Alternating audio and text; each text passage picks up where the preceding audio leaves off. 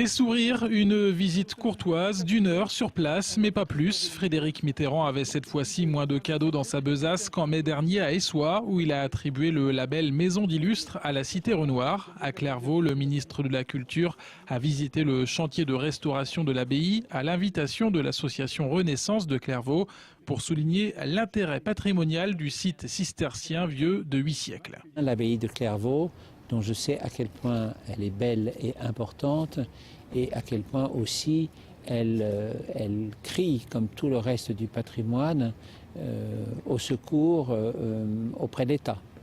Et je suis très heureux que le président Leroux m'ait fait visiter dans de si bonnes conditions un emplacement aussi exceptionnel. Et puis moi j'ai en plus une affection particulière pour les abbayes et pour tout ce que cela implique comme souvenir historique, philosophique, sociologique concernant le passé de notre pays.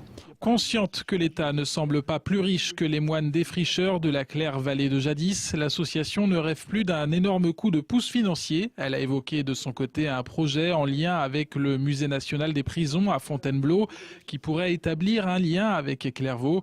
Le ministre s'est montré intéressé par l'idée. Le projet de faire un grand musée de l'histoire carcérale, en quelque sorte un musée qui s'installerait dans la pensée de Michel Foucault, comme par exemple le musée des arts premiers s'installe dans la pensée de Lévi-Strauss, eh bien je pense que c'est un projet qui serait très intéressant.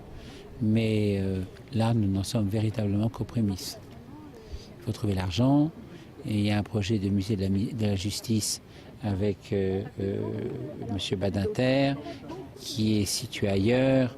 Il faudrait arriver à mutualiser et à fédérer tous ces efforts. Et pour l'instant, je prends juste contact avec la réalité.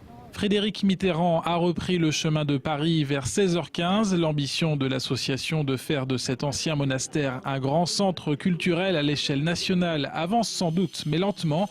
Rome non plus ne s'est pas faite en un jour.